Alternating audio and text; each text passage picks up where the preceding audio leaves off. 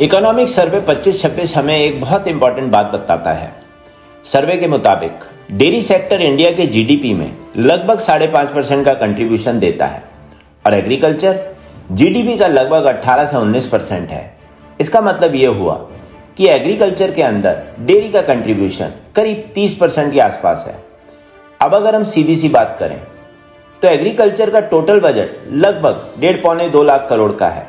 तो लॉजिक के हिसाब से डेयरी का बजट कम से कम 30% होना चाहिए, यानी कि 45-50 हजार करोड़ के आसपास।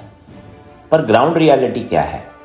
डेयरी और एनिमल हस्बेंड्री का एक्चुअल बजट सिर्फ 6,153 करोड़ है। ये गैप सिर्फ नंबर्स का नहीं है, ये गैप विजन और इन्वेस्टमेंट के बीच का है।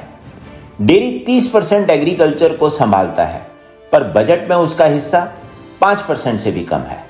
इसलिए आज हम देखेंगे बजट 2026 ने डेयरी सेक्टर को क्या दिया और क्या ये इन्वेस्टमेंट, प्रोडक्टिविटी, फार्मर इनकम और एक्सपोर्ट क्वालिटी के लिए काफी है।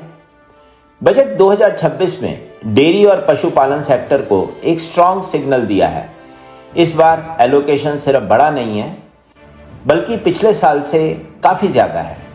पर सवाल यह है, क्या ये बढ़ोतरी फार्मर की जिंदगी बदलने के लिए काफी है? चलिए टोटल एलोकेशन में देखते हैं कितना पैसा, कितनी बढ़ोतरी। डिपार्टमेंट का एलोकेशन 26-27 में लगभग 6,153 करोड़ का है, जो कि पिछले साल 4,850 करोड़ के आसपास था, यानी लगभग 1,300 करोड़ के आसपास की बढ़ोतरी। लगभग ग्रोथ देखें तो 26-27% के आसपास होगी। ये एक बड़ी जंप है। गवर्नमेंट क्लियरली कह रही है डेयरी सेक्टर इंपॉर्टेंट है। चलिए अब हम बात करते हैं राष्ट्रीय गोकुल मिशन यानी ब्रीड सुधार की। इस साल का एलोकेशन लगभग 800 करोड़, जो कि पिछले साल के मुताबिक लगभग 15-20% ज्यादा है। अच्छी बात यह है कि इसी कार्यक्रम के अंदर इंडिजिनियस ब्रीड इंप्रूवमेंट, प्रोडक्टिविटी के ऊपर फोकस, सेक्स सीमेन, एम्ब्रियो ट्रांसफर, इस तरीके की चीजें आती हैं। गोकुल मिशन का बजट बड़ा है। ब्रीड सुधार लॉन्ग टर्म सॉल्यूशन है, लेकिन फार्मर का सवाल आज का है। आज खर्चा ज्यादा है, मार्जिन कम है, तो किस तरीके से प्रोडक्टिविटी पे जल्दी से जल्दी इंप्रूवमेंट करके उसकी इनकम में इजाफा हो सके, फार्मर उस किस्म के बजट की तरफ देख रहा है। चलिए अब बात करते हैं पशु के स्वास्थ्य और बीमारी के कंट्रोल के बारे में। इस साल का एलोकेशन तकरीबन 2,000 करोड़ है, जो कि पिछले साल से थोड़ा बड़ा है। इसके अंदर वैक्सीनेशन, बीमारियों की रोकथाम, इसके विषय में काम किया जाता है। इस एनिमल हेल्थ के लिए सबसे ज्यादा पैसा यहीं लग रहा है। अगर हम टोटल बजट का पार्ट देखें तो मेरे ख्याल से सरकार भी यही सोचती है कि स्वस्थ पशु, इसका मतलब ज्यादा दूध, ज्यादा पैसा, ज्यादा इनकम। पर चैलेंज ये है कि इस बजट में क्या ये सर्विसेज हर गांव तक टाइम पर पहुंच पाएंगी और पूरी तरीके से देश में बीमारियों की रोकथाम कर पाएंगे?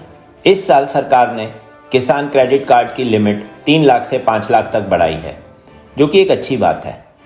लेकिन अगर मैं टोटल डेटा देखूं तो लगभग 7.25 करोड़ के आसपास किसान क्रेडिट कार्ड इशू हुए हैं, जबकि डेयरी फार्मर्स का नंबर मुझे 30-40 लाख से ज्यादा नहीं दिखाई देता। इस देश में जहां 8 से 10 करोड़ डेयरी फार्मर हैं, तो पहले मैं यही चाहूंगा कि इस साल कोशिश की जाए कि ज्यादा से ज्यादा डेयरी फार्मर्स को इस स्कीम के अंदर साथ में सम्मानित किया जाए। जैसे मैं एक छोटा सा उदाहरण देता हूं। आज की डेट में जितनी भी हमारी डेयरी कोऑपरेटिव्स हैं, उसमें लगभग 1.5 करोड़, 1.5-2 करोड़ के आसपास मेरे किसान भाई और बहन जुड़े हुए हैं। तो उनको तो सीधे सीधे, क्योंकि वो सरकारी कोऑपरेटिव के साथ जुड़े हुए हैं, सीधे सीधे किसान क्रेडिट कार्ड देने में कोई समस्या नहीं होनी चाहिए। अच्छी बात है कि किसान कार्ड से क्रेडिट एक्सेस को इंप्रूवमेंट मिलेगी। लोन मिलना अच्छी बात है, पर लोन से एंटरप्रेन्योरशिप नहीं बनती। फार्मर को मार्केट, मार्जिन और रिस्क प्रोटेक्शन भी चाहिए। तो ये भी देखा जाए कि इस किसान क्रेडिट कार्ड के साथ किसी प्रकार का इंश्योरेंस भी यदि दिया जाए तो इस पर्टिकुलर स्कीम को और ज्यादा सफलता मिलेगी। अब आते हैं नई डेयरी एंटरप्रेन्योरशिप योजना, जिसमें सरकार ने इस साल 500 करोड़ रुपए का बजट दिया है।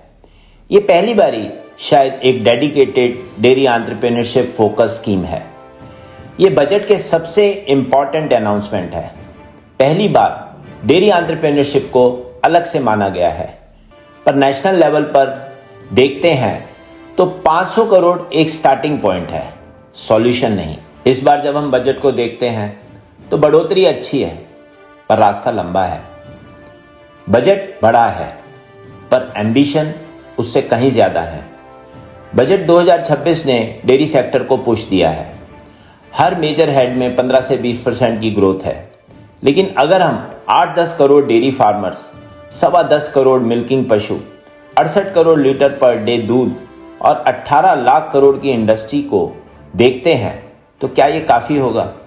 देश को सिर्फ स्कीम्स नहीं, पर एक एंटरप्रेन्योरशिप मोड में विकास का मॉडल चाहिए। इस सीरीज के अगले हिस्सों में आज की जरूरत और कल के भारत को ध्यान में रखते हुए एक विकसित, सस्टेनेबल और फार्मर सेंट्रिक डेयरी एंटरप्रेन्योरशिप का ब्लूप्रिंट मैं आपके सामने रखूंगा। ये सिर्फ एक योजना नहीं होगी, ये डेयरी के भविष्य का रोड मैप होगा। आप हमारे चैनल से जुड़े रहिए और इस बदलाव के साक्षी बनिए, ताकि हम सब मिलकर अपने डेयरी फार्मर्स और इस देश की डेयरी की ज़रूरतों को और बड़े सपने को साकार कर सकें। मैं कुलदीप शर्मा आपसे विदा लेने से पहले निवेदन करूंगा कि आप इस चैनल को सब्सक्राइब कीजिए और यदि हमारा कंटेंट ठीक लगता है तो उसे आगे फॉरवर्ड कीजिए। Thank you.